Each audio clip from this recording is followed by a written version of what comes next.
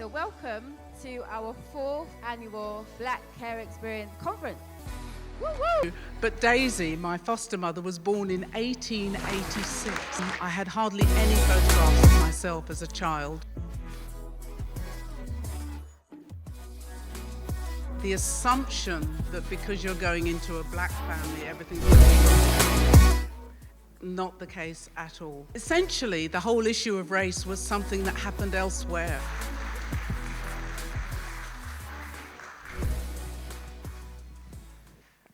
Wow. I'm not often without words, I can tell you.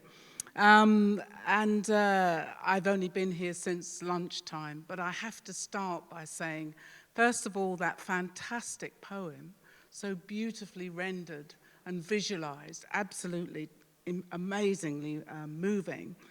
And then the panel that I've just seen, I thought, well, why did I even bother to write a book? All the ideas have already been spoken of here, and so many things that I could latch onto from each of the speakers. And then there's Judith as well. And I know that we've already said our thanks to her, but really, when people say, oh, we need role models, I appreciate that. I do understand that. But somebody's got to stand up first, right? You know, somebody has to say, well, there's nobody else doing this, so I'm going to do it. And that's what really, that's the kind of quality that Judith represents to me, and others in here. Laurel, who's spoken, she does amazing work. So I'm really, really pleased and genuinely feel quite humbled to be here. So I was in foster care for the first 14 years of my life, and those of you who've seen the book cover will see Daisy on the front of the cover. So when you look at her, you'll see, you know, an elderly white woman and me as a baby there. So me in that photograph, I don't know how old I was in that photograph, and in fact, that photograph only came to me about 5 or 6 years ago. I had hardly any photographs of myself as a child, and certainly not as a baby, so it was kind of weird having been sent this, but it was actually sent by the descendants of Daisy. So somebody, I'm not going to say her name, but she would have been Daisy's great-granddaughter. And we've been in correspondence, and it's been lovely, and she gave us permission to use the photograph and everything. And one of the things she said was, she lived upstairs. We had this crazy kind of house in North London where the generations went up the building. My foster mother, Daisy, we were in the basement, and then on the next floor there were 2, what were called in those days, spinsters. And then on the following floor there was Daisy's daughter, and then above that, Daisy's granddaughter and great-grandchildren. And what the granddaughter who gave me the photograph said was that, she said, when I was a kid, you all called Daisy Mum, and I called her great-grandma, and that was it really. It never sort of occurred to me that you were other, as it were. And I thought that was really, really interesting because of the period in which I grew up. And this is the moment where I think, oh my God, it's like being Stonehenge or something amongst all of you young people here. It really, I feel sort of so ancient. And I do feel that I have to some extent, give a bit of context. There's lots of things that absolutely resonated with me, but there are also many things that don't resonate with me. And I know this situation is also reversed from when I speak to care experience young people. And there are lots of things that you all will connect with, and other things that you'll think, what the heck is she talking about? And I think those continuities and discontinuities are really interesting and quite important. So just to give a little bit of context, when I was born, and by the way, the main title of my book, 8 Weeks, that was the age at which I was handed over to Daisy by my parents, neither of whom, they weren't with each other, they both had other families. And they visited me every now and then, maybe 2 or 3 times a year. So Daisy was Mum to me. Obviously, I knew she wasn't my biological mother, but she was definitely Mum.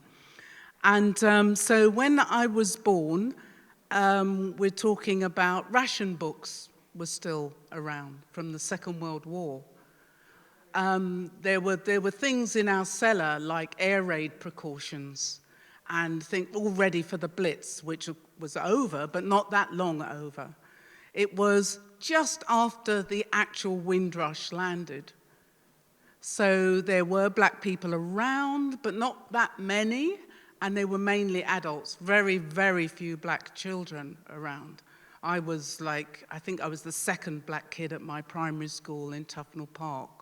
So it's a very, very different context. Also, bear in mind, even as I say this, I can't quite believe it's true, but Daisy, my foster mother, was born in 1886.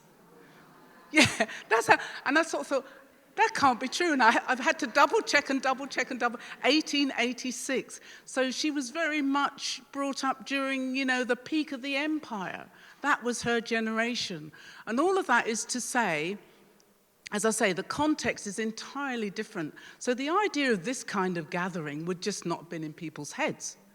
We didn't have terms like role models. There was no such concept. There was no such concept as racism as we understand it today in its systemic and institutional variations. What people would talk about was color prejudice, and we were colored. Maybe Negroes if they thought they were really smart and read something American. But essentially, the whole issue of race was something that happened elsewhere. Bad things about race happened in South Africa under apartheid, and they happened in America under Jim Crow, but that wasn't anything to do with the very tolerant British. So there was a real kind of disjuncture between that attitude and my actual experience, where I would be spat at in the street, where I would see all these slogans using words which we would never use today, totally disapprove of for obvious reasons, but those people out, get them out. So this was the context in which I was brought up. But interestingly, and this is one of the things that I found so fascinating about the three people's account before me, is that everybody has these different experiences, but when you're in care, it's like you're one of a herd. So policy is about how you manage the herd, and it's not about you as an individual. And so it's quite possible to make big, grand statements that generalize, but actually when you see what individuals do and how it pans out on an individual basis, it's not always the same. And in spite of that history that I said my foster mother Daisy was brought up in, she always told me that Africans were more intelligent than white people. Now, this is a really interesting thing. It wasn't based on any kind of science or anything like that. And I was one of two black children when I was with her.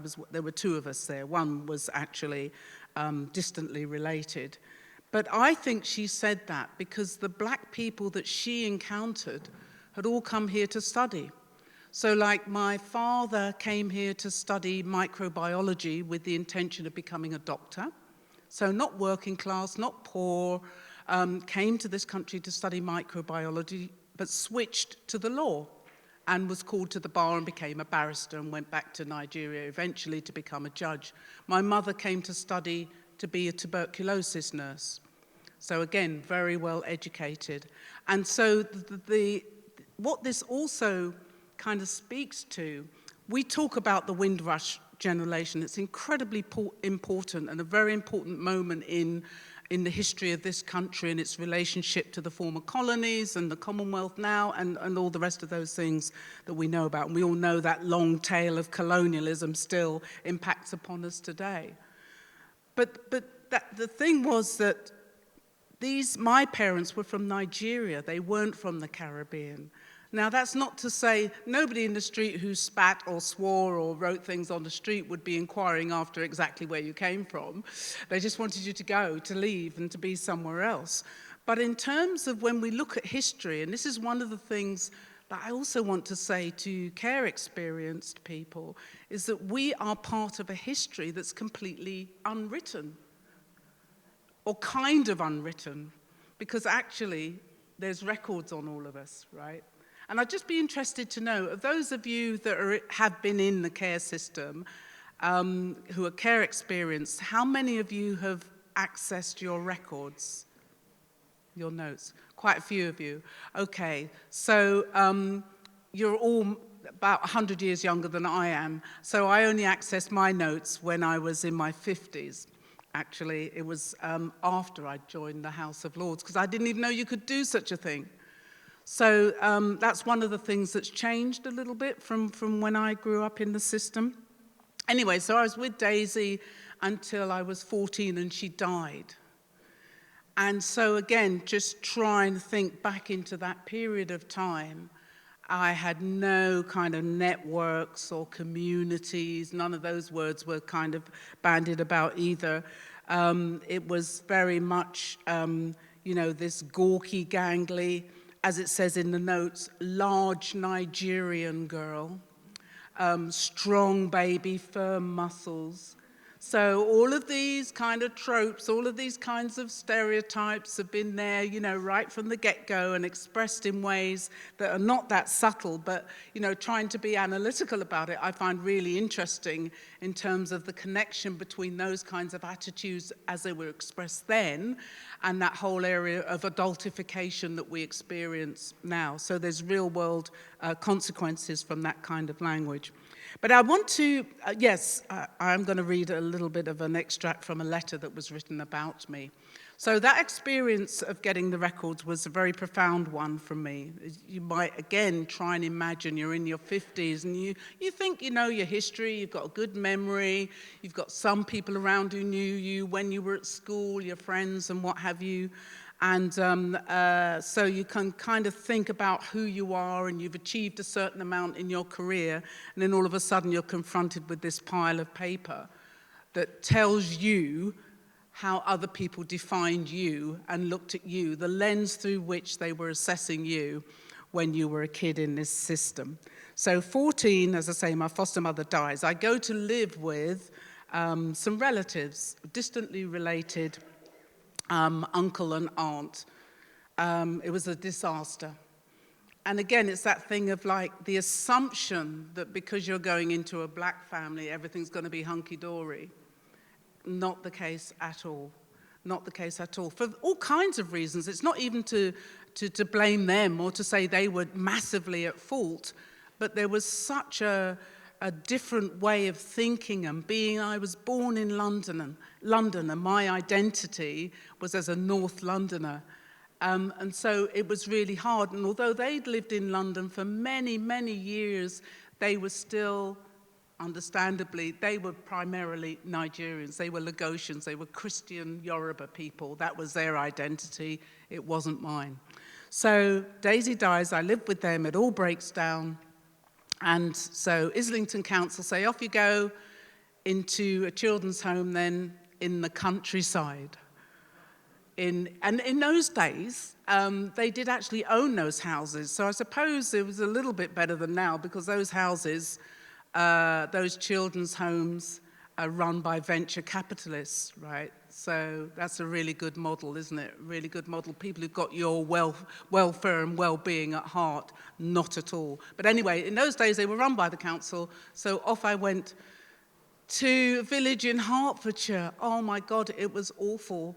It was awful because I was from having been in a family situation, even though it wasn't a family, I was now in a children's home, which had been my dread. It was what I dreaded happening to me. And there was a mix of kids there, and there was even one Nigerian woman who was on the staff there. But I just couldn't take this thing of being with all of these massive children running around and not doing the kinds of things that I did, because I was like the three who were up here before. I was the one who was sat in the corner reading books.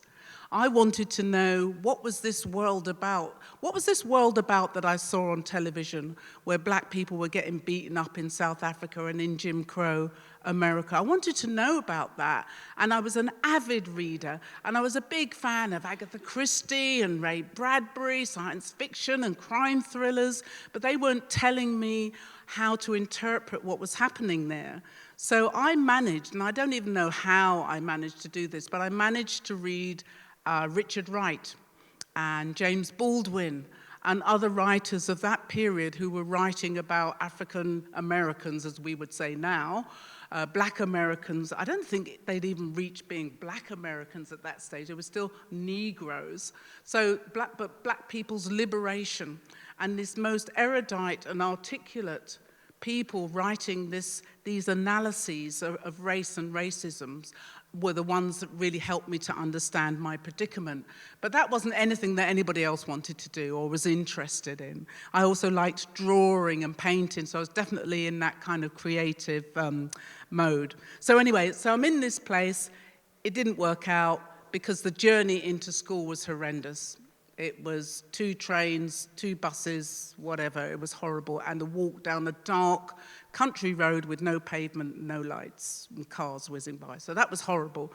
Eventually, I went to another home, and there were many attempts to get me into different foster places. And there was one foster family that I was being touted for in Highbury, which I thought was great, back to North London.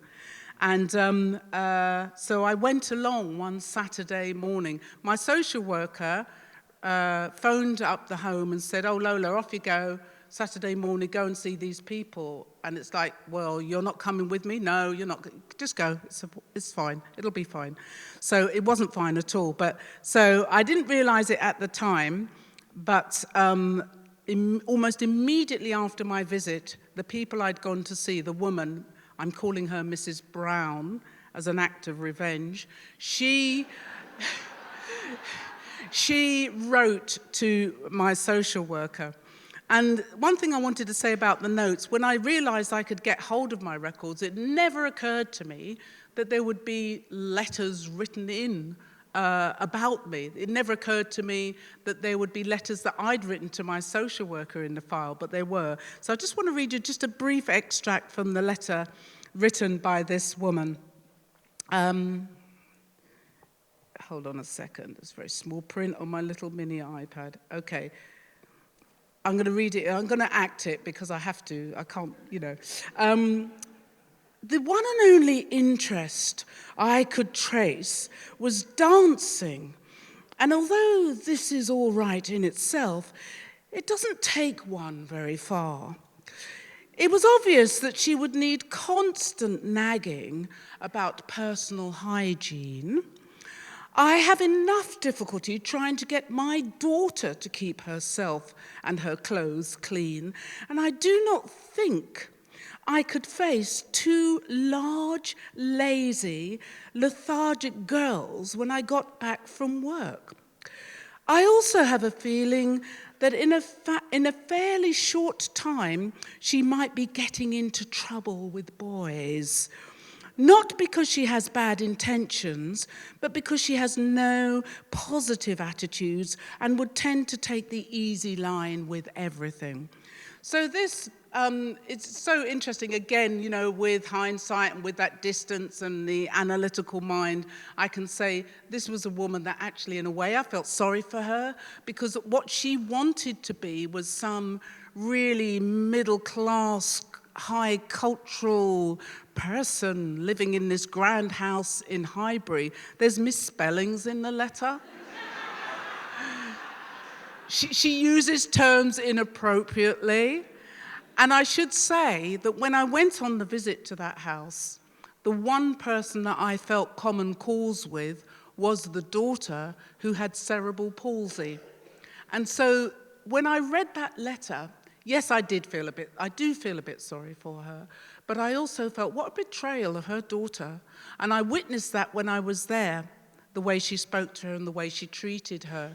And I thought, well, it would be a better journey into school, so if I do come here, maybe I could be friends with the daughter, and that was the only thing I thought.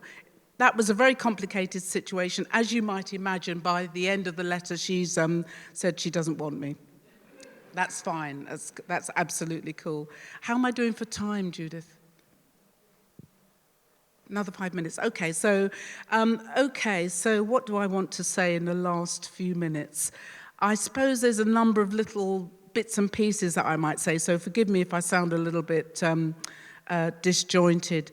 That thing about reading, and I'm so glad Judith mentioned the Man Booker Prize, because chairing that was a big deal. For those of you who know about book prizes, that was a big deal. And I've said to people before, I'm sick of being, the first or one of the first to do X, Y, and Z. We need to get rid of all of that and just make it commonplace that we achieve these things. But doing that was a big deal. And it was especially a big deal for me. And of course, I'd been an academic and written books and numerous essays and all that kind of stuff. But there was one moment when I was due to leave the care system, and like somebody else said, I didn't get the A-levels that would take me to university. I couldn't study in the environment that I was in towards the end, so I just didn't get those grades. And I didn't know what I wanted to do, but I knew I wanted to do something in the creative industries, as we would say now. So big powwow with my social worker and my friend's family with whom I was staying, having been obviously ejected from a children's home the minute I was 18. So we were all sat round and my social worker said, well, what do you want to do now? Do you want to retake your A-levels? I said, no point. I said I would actually sort of quite like to do something maybe around publishing. And she said, oh, no, that's not for the people like you. You can't do that. No, that's for nice middle-class girls. And it was, just very blatant. And it is crushing. It's absolutely crushing to be told that you cannot do something, no matter what it is. And the idea that she couldn't, this is not about the historical context. She could have said, well, that's going to be really, really difficult, but we'll help you. Or we'll find ways of helping you. So I think what I want to say to conclude is to echo so many of the things that have been said much more eloquently before me, and to say that this thing about, I'm not going to say I'm proud to be a care leaver, but I'm not ashamed of it. I've never been ashamed of it, and I do know that that is part of my identity, and I'm quite happy with that. I'm a North London care leaving girl, Arsenal supporter. That's who I am. I can't help that. And by the way, one of the reasons why there's lots of reasons why I like Arsenal, but one of the reasons is they actually do quite a nice program with care leavers. They do that Christmas Day dinner thing. So anybody who supports other clubs in North London might want to encourage their team to do something similar. But seriously, though, it is that thing of not being defined by it. It shapes you. And to other people's point, for me, people say, oh, why do you do all of that campaigning and stuff? Well, because I saw those images on the television and I knew that something was going wrong, and I didn't want to be the person who would sit in the corner and say, oh, it's nothing to do with me, but it's so horrible, it's so awful. I'm not that person. I want to be engaged and I want to be, at the center of making those changes happen. So I guess what I would finally want to say, well, first of all, to thank you all. And it's been a series of very moving moments. Yesterday, there was an event in the House of Lords to launch a report that's based on research that's all about the kind of hair care and skin care and other cultural aids that black children in the system need and want. So that approach of not saying, oh, yes, it's awful you're in care because look at the statistics, you're going to be this, you're going to be that. If you get to university, you're going to drop out. So, yes, but try still. We're not trying to put you down, but, all these horrible things. But instead, if we switch that narrative and change it to, what is it that you want us to do? How can we policymakers and legislators make your lives as good as they possibly can be? And that should be the starting point. And that dream that Vanessa spoke of about, my dear, I share that dream. I've got a little fantasy about that as well. So we should have a talk about that, because I want to make that real. A place actually where experienced young people would be saying, I'm so proud and so happy I live here, and telling everybody what a wonderful place it is to live, and that kids who've got normal families saying, I want to go there, I want to go there. We want to switch the narrative to make it something that is not a sort of bane on your life and you've got this stigmata on your head. So again, I want to thank everybody for seriously inspiring me. And I sort of think, you know, after the weekend, I thought, oh, Monday is coming again. And it's like, yes, but now Monday is coming again. I know what I've got to do. There's some things I need to do around this area that have absolutely come from what's been said here today. So thank you very much indeed. Thank you.